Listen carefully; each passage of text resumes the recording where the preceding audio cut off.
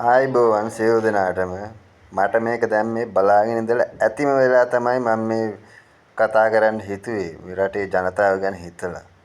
මේ පර දේශපාලන හැත්ත අර අහිංසක මිනිස්සු අතර අරේ කන්න නැතුව මිනිස්සු ඉන්නවා ගම් වතුරට අහුවෙලා මේ විපක්ෂයේ කියන පර හැත්ත කතා කරන දේවල් බලන්නකෝ අර හාල් වගේක් ගෙනල්ලා වෙලා අර මිනිස්සුන්ට බෙදන්න නොමිලේ දෙන්න ගෙනාපු හාල් එක මේ කාලකන්න හැත්තේ ඒක මේව කරා කියලා මේ රටේ ජනත සජිත් ඇතුළු හොර කල්ලිය ජනතාව අහිංසක මිනිස්සු ගැන හිතනවා නම් මුන් මේ මොකද්ද මේ කතා කරන දේවල්ද මේ මුන්ට මඤ්ඤන්ද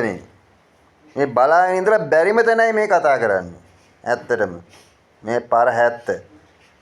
එක්ක හරි මිනිස්සු ගැන හිතන හරි සජිත් දේශපාලන ඔච්චර දැන්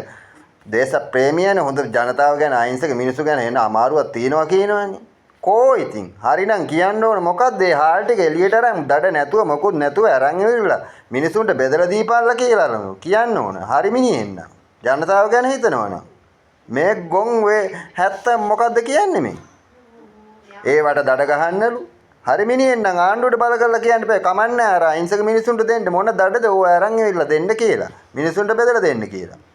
මොකද්ද මේ නටන නානගම මුන්ට මඤ්ඤන්ද මුන් මේ දේශපාලන වාසි ගන්න මොකද්ද මේ කරන විකාර මේක හරි ඕන මිනිහෙකුට තේරෙනවනේ මේ ජනතාව ගැන උත්තර ආදරයක් තියෙනවා නං යකෝ මේ ඕව අරන් නිකන් බෙදලා දීපන් කියන්න පුළුවන්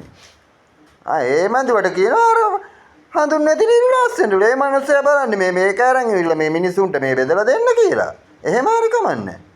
මේ ගොන් හැත්ත කියනවා ඒක අරන් මේව කරන්න කියලා මොකද්ද මේ විපක්ෂේ කාර්යභාරයද ඔබ මුන් මේ දේශපාලන වාසි ගන්න බලන්න ඉතින් මේ අනේ මන් දන්නේ මට තේරෙන්නේ නැහැ මේ මුන් මොනුන්ද කියලා මිනිස්සු අර ගම් වතුරට ආවිලා මිනිස්සු කී දෙනෙක් මැරලා මේ මිනිස්සු කී දෙනෙක් අවතන් වෙලා ඉන්නවද කන්න නැතුව ඒ මිනිස්සුන්ට හාල් ටික නම් බෙදලා දෙන්න කියන්න බෑ හරි ජනතාව ගැන කැක්කමක් තියෙන විපක්ෂ නායක කෙනෙක් නම් අර චරිත් කියන ගොන් හරක කියනවා මේවයි කියලා මොකද්ද මේක තේරුම හරි ජනතාවට ඔච්චර ආදරයක් තියෙනවනේ යකෝ හරි මිනිහෙන් නම් ඕන මිනිහෙකුට තේරෙනවනේ අර හාල් ටික අරන් බෙදලා දුන්නා කියලා මොනවද වෙන්නේ ඒකට දඩ ගහන්නලු දේශපාලන වාසි ගන්න මොකද්ද මේක තේරුම මට තේරෙන්නේ නැහැ මේ රටේ ඉන්නේ මොන වගේ තිරිසන් 70ක්ද කියලා ඒ මාදේ වල සංගීත එකක් අල්ලගෙන ඉන්නවා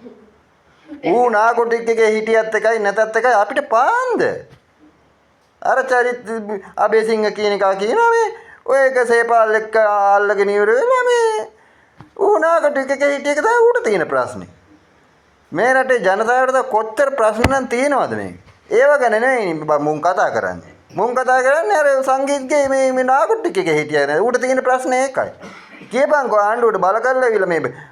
බඩු මිල අඩු කරන්න කියලා. හරි මිනිස්සුනා. එහෙම කියපන්ලකෝ. උඹ තිත්ත වෙලා තියෙන උඹලා හිතනවද උඹලා ඔය කරන වැඩෙන් උඹලට ඡන්දයක් ආයේ හම්බ වෙයි කියලා? උඹලා අනිවාර්යෙන් බලපන් මං අද කිව්වා කියලා හිතේ තියාගනින්. උඹලා ඊළඟ ඡන්දෙදී 100ට 3ට බහිනවා. නාමල්ට විච්ච දේ තමයි උඹලට වෙන්නේ ඊළඟ පාර. බුස්සarne